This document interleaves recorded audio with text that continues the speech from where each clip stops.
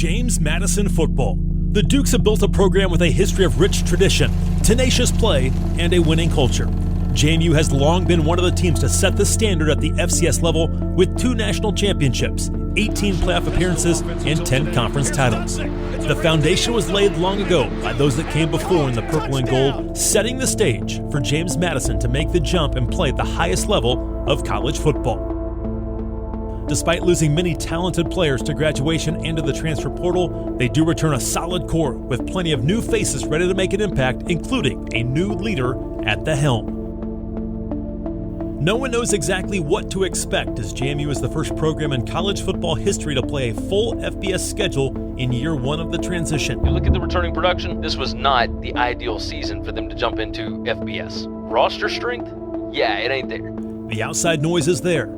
Questions surround this group, but the standard is the standard at James Madison, and expectations remain the same. You know, they're replacing some guys that left, and I think that, from what we've seen so far, it seemed to be going pretty well. This year, they don't really know what to expect, and are they going to win 6, 7, 8 games, 9 games? I mean, they're used to winning 13, 14 games in a year, so it'll be interesting to see how it goes, but I think he's kind of the guy that, can make that happen. In the opener of this new chapter, JMU plays its first FBS game inside Bridgeforth Stadium. The Dukes welcome Middle Tennessee out of Conference USA to Harrisonburg, a team with a veteran coach that won 7 games a year ago and captured a bowl victory in the Bahamas Bowl. They're a team that, tries to generate turnovers, so I had to really know what I was, being calculated on what I was trying to do out there. I've noticed that when it gets heated, that's when we play at our best. We can play physical going at it, and we have an edge. We have a reason and a motivation to actually go after people. I feel like that's when we play our best. So we really just try and look for anything we can to motivate us.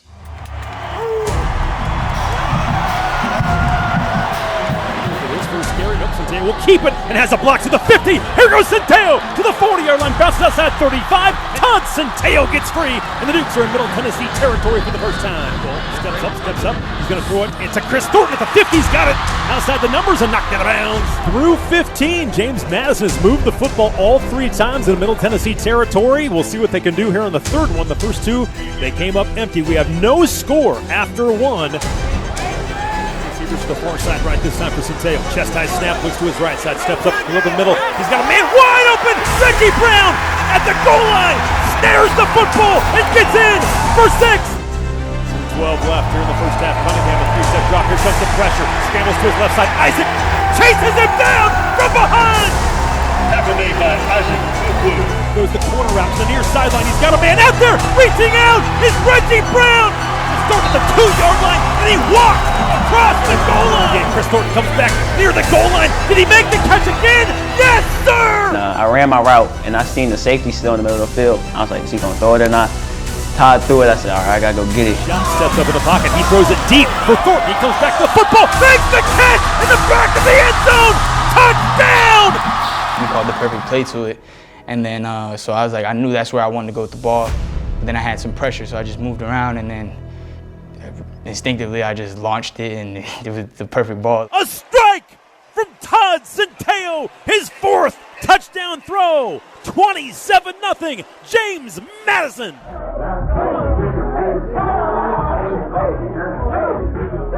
JMU opens its FBS era in dominant fashion as they defeat Middle Tennessee 44-7 behind a record-setting day by quarterback Todd Centeio and a smothering defensive performance.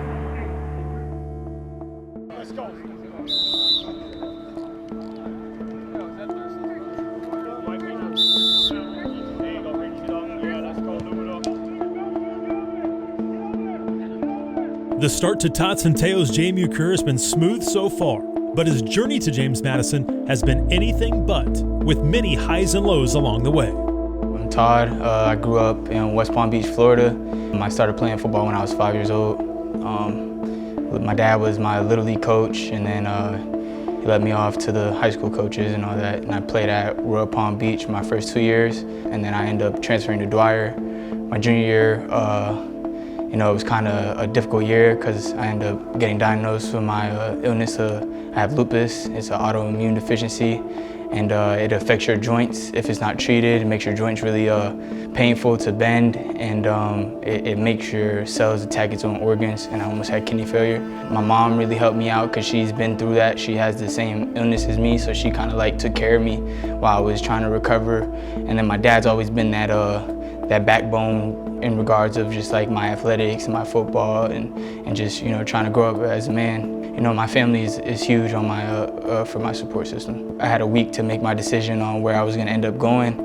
I contemplated retirement. The deciding factor really was the success that James Madison has and the winning culture, the success with the quarterbacks. It's a historic year. You know, no matter what happens at the end of the year. So I just wanted to be a part of that history. Really prepared for them. Pretty similar to every other team except for the two quarterback situation, but we definitely knew that we were going to be playing a good team and we had to be on our P's and Q's. The second test for the Dukes comes from another team from the Commonwealth as JMU welcomes FCS opponent Norfolk State to town for the third all-time meeting between the two schools. The Spartans lost to Marshall in Week 1 but are coming off of their first winning season since 2007, and they have the preseason MEAC Offensive Player of the Year in running back J.J. Davis. Execute, fly around, play sports, and do the little things. Now I'm going to coach my best game today. You play yours. Let's go. Let's go. Play action pass. They want to go down the far left sideline. He airs out a spiral for Chris Thornton at the 5. Makes the catch near the goal line. Gets inside the pylon. Touchdown, James Madison. Now looks left. Looks over the middle. Going to fire. It's going to find Devin Ravenel at the 10. He'll make a man miss at the 5. Stays outside. Gets inside the pylon. Touchdown, Devin Ravenel.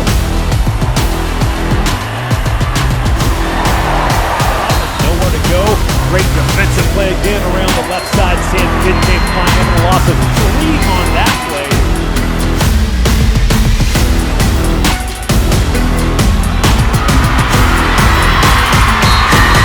And the snap, Percy gets the handoff and he will walk into the end zone. Touchdown, James Madison. As JMU now leads 27-0 with 12:14 to play here in the second quarter.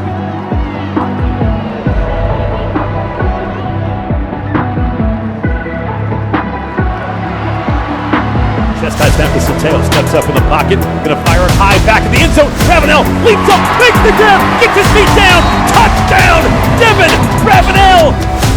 Doesn't have time, scrambles, gets hit outside the 30-yard line and dropped for a loss as Jalen Green gets the sack. They want to go that way. Chauncey Logan in coverage, and it's gonna be thrown up high, and it's gonna be incomplete. Chauncey Logan's first play as a Duke is a pass breakup Of the first half. Now going to fire toward the end zone. Chris Thornton comes across the football field at the goal line, makes the catch, touchdown, James Madison. Percy Obase up the middle, breaking a tackle. He's able to break through 2 and get into the end zone. Touchdown, James Madison.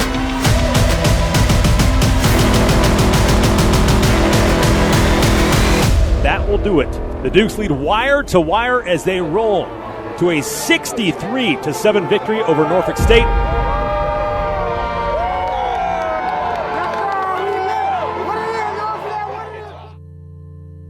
I think we played really well in the first half. We really shut them down and everything they tried to do coming out. Because, you know, teams are always going to come out trying to run the football early to see what they can get out of you. And then after you stop that, that's when they get to more of a passing situation. And that's what happened in the third quarter. They took a shot in the beginning of the third quarter and they got us.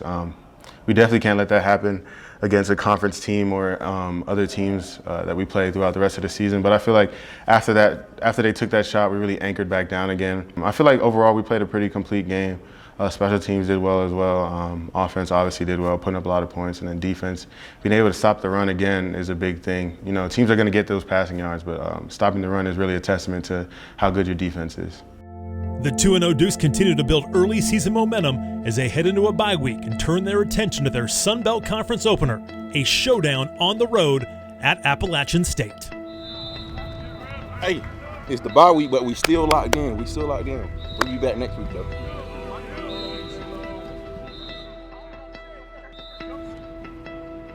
We're already prepping for App State. You know, it's a big-time opponent. They just beat Texas A&M, a top 10 team. So, I mean, we know we got a challenge ahead of us, but, you know, we just got to approach it like any other game. You know, it's good we got an extra week to prepare for them, I guess I would say. So it's good, you know, just trying to stay healthy and be ready for this upcoming week. You know, they're a great team. and I really respect them and the culture that they have. But you know, nothing changes for me, as in, you know, just how I'm gonna go about it, you know, and then watching games, watching film, studying my stuff, studying the scripts throughout the week.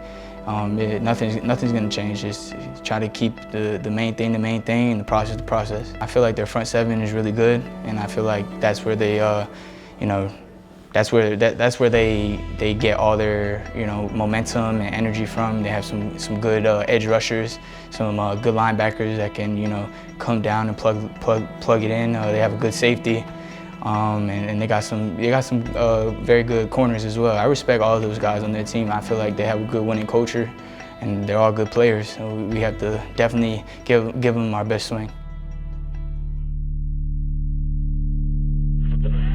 Welcome you in, and we have a special one for you tonight. 3-time defending national champion Appalachian State, the #1 team in the country, on the road taking on the James Madison Dukes. They are ranked number 5, and folks, when I tell you these two teams, well, they have a history. It was last season in November, the first round of the playoffs when they last met, and JMU loses by a point in that one in a game they thought they should have won. They dominated in every facet of the game as you look at the numbers, but a fumble with 22 seconds left inside the 10-yard line of the Mountaineers cost them a chance to advance and cost them a chance at a national title last season. A year later in Harrisonburg, James Madison trailed 21-0 at halftime inside Bridgeport Stadium, but rallied for a thrilling 35-32 victory over the defending champs. And the throw back across the way is good for the touchdown. So with a 21-point lead, 30 minutes of football left to go.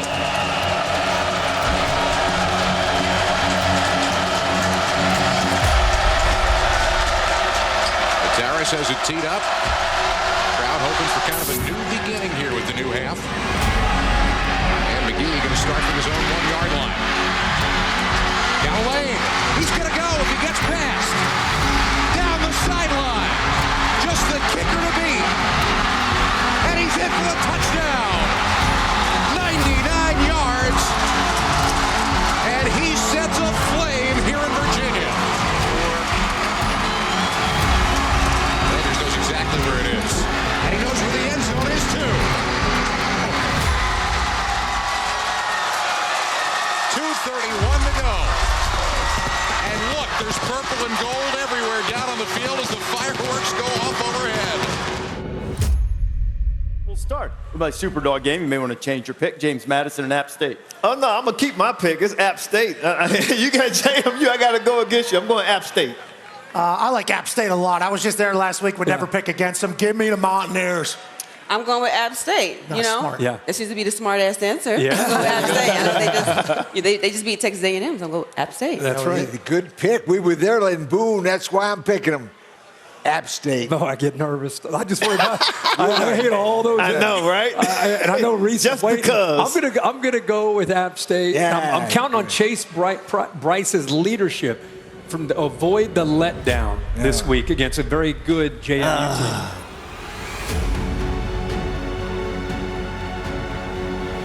Kidd Brewer Stadium in Boone, North Carolina, a place where the Mountaineers have had tremendous success, going 43-8 since 2014, and it's been one of the most difficult places for a road team to get a victory in the country. But nothing from the past matters now, as the Dukes try and make a statement, and a rivalry is renewed with the battle for the Blue Ridge.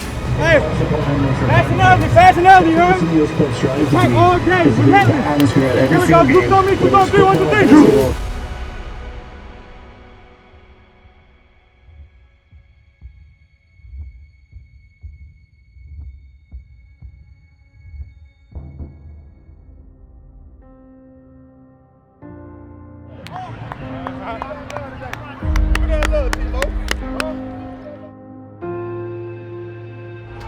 So both teams run onto the field at the same time. Coach Cignetti leads the Dukes out.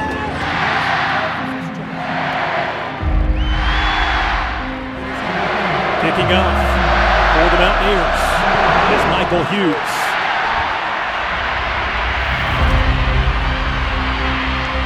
Good snap. The hold is down by Sam Clark, and Camden Wise knocks it right through. Bryce gets the chest-high snap, give to Peoples, and he powers his way up the middle, in for 6. Touchdown, Appalachian State. So for the first time this season, James Madison faces a deficit. Kicking off for App State, number 99. Gonna throw it high for Chris Thornton, who came across the middle, had him open and just missed him. He goes to the goal line, spins, and he's in. Touchdown, Appalachian State with 6:10 to play here in the second quarter.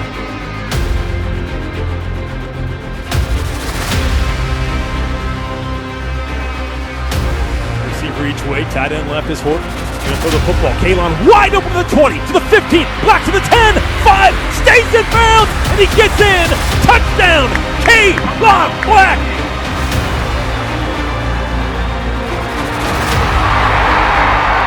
Shooting myself in the foot, but like as we went into the locker room, coach told us, he was like, we need to get back to playing JMU football. And we just need to calm down and relax. Like if we go out and play our game, we'll be able to win this game. We just got to keep our composure. Right, they're going to give it again. He's hit the backfield, and he will not come close. Tries to cut up inside, strikes the defender into the end zone. Touchdown, JMU. Go for Terrence Green Jr. at the 10, 5, touchdown, inside the pylon. RPO slit, intercepted by Jalen Walker at the 25, 15 to the 10. Goodwill. There's a handoff to Kalon Black, trying to find a seat. John, and he gets in. It's all him, my boy. It's all him.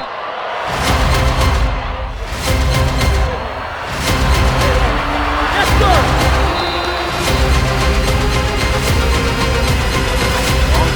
This time gets the snap, chest high. They rush only 4 over the middle of the football field. Knocked away! Hugh Reed separates the football from Christian Horn.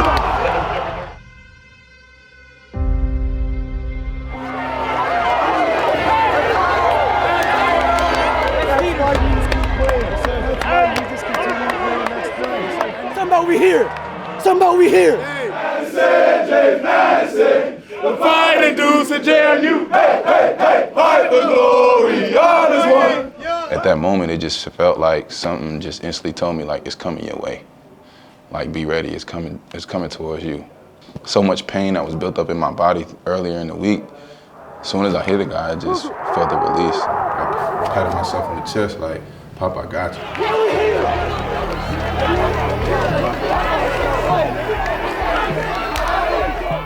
We talked all week about what it would take. And then yesterday talked about a quote of Gandhi's about an indomitable will. And what is indomitable? A will that would never be subdued or defeated. You know, I done been through a lot of stuff. Like, I done cried 3 times already because it took a lot to get here and be in this moment and playing this type of game. And I'm just so grateful. Like, thank the Lord, thank all my teammates, all my coaches, and I'm just really appreciative for them. Anything can happen. Football is a long sport, long game. You know, there's been a bunch of crazy comebacks this season, and now we have one of them. So, you know, you just got to keep, you know, beating at the rock, and then eventually the rock's gonna break. So I feel like, you know, we all came to halftime knowing that it's a 0-0 game, and we really showed our resilience today and showed what we're made of. Being on a national stage, I feel like JMU, we trying to make a name for ourselves. We want to compete. It don't matter who steps in front of us. It's all about we got each other back. We gonna play our heart out each and every day.